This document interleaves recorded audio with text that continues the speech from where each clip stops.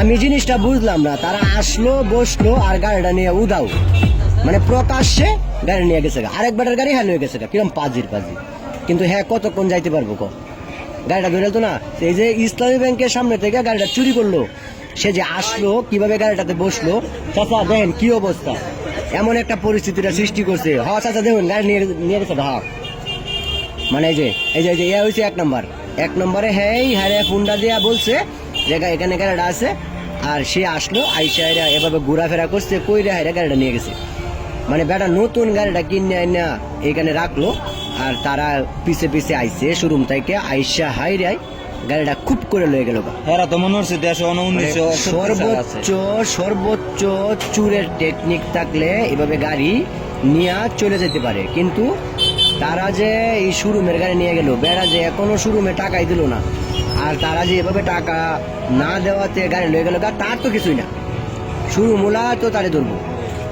মানে সে গাড়িটা নিয়ে কোথাও কোন পর্যন্ত যাইবো, সিসিটিভি ফুটেজে সব দেখা গেছে কিভাবে গাড়িটা লয়ে গেল। এখন সে ধরা খাবে এন থেকে 10 মাইল 15 মাইল 20 মাইল, গাড়িটা নিয়ে কোথায় যাবো, আশেপাশে কোনো জায়গায় সে যাইতে পারবো, তার আগেই তো সে ধরা খাইবো, তারপরে তার কি অবস্থা হইব, এটা হচ্ছে সব থেকে বড় বিষয়। এখন এটা জানার বিষয়, এখন হচ্ছে তারা আলোচনা করতেছে গাড়িটা কেমনে নিয়ে যাবো, এমন একটা পরিচয় যাবো করে কি দেখছো।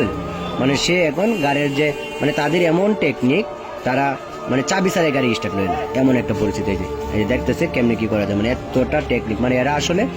খুবই অভিজ্ঞ চোর, মানে হচ্ছে মোটরসাইকেল সম্পর্কে তারা খুবই ভালো বুঝে এবং কিভাবে স্টার্ট লওয়ানি লাগে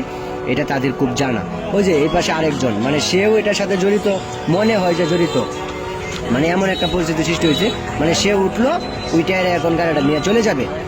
মানে সে আবার নামছে, যে আরেকজন আইসে মনে করছে তারই গাড়ি, ঠিক আছে মনে করছে তারই গাড়ি, কিন্তু আসলে না, গাড়িটা তার না, গাড়িটা আরেক বেটার, কিন্তু এখানে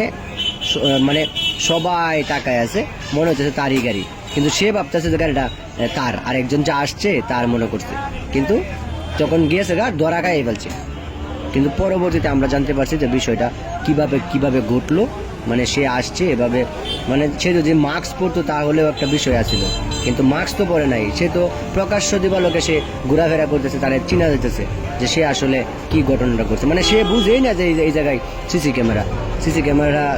ফিটিং, এটা সে বুঝে নাই, যদি বুঝতো তাহলে এই চুরিটা করতো না। মানে এমনভাবে সিস্টেম কইরা তারপরে হচ্ছে গাড়িটা নিয়ে সে উদাও, মানে প্রকাশ্যে এমনভাবে গাড়ি নিয়ে গেছে। দেখেন অবস্থা দেখেন, মানে সে এখানে কি করতেছে, মানে কি জানি কি করবো, লাইন টাইন জুড়ে দিব,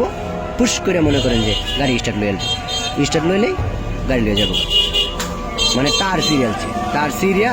মনে করেন যে আরেকটার সাথে হয়তো বা কানেক্টেড দিয়ে দিছে, এই যে নিয়ে যেতেছে, কাম সাইডালছে, মানে নতুন গাড়ি বেড়া কিনে আনছে একটু আগে, এর মাঝখানে বেড়ার গাড়ি লয়ে উদাও, মানে সবকিছু ওকে, মানে এক গাড়ি চাবি মনে হয়েছে চাবি আছে, মানে এমন অবস্থা পরিস্থিতি শেষ, গাড়ি শেষ মুহূর্তের মধ্যে, মানে বেড়াও সাইড দিয়ে দিছে, আরেকজন আইছে, আর এই পাশে একটা গাড়ি রাখা, এটা শুইছে না ধরছেও না, ওই নতুন গাড়িটা টার্গেট করে ও শোরুম থেকে আয়রা এভাবে গাড়ি লয়ে গেছে। মানে এখন সতর্কতা অবলম্বন করতে হবে, কারণ হলো এভাবে গাড়ি অনেক চুরি হয়।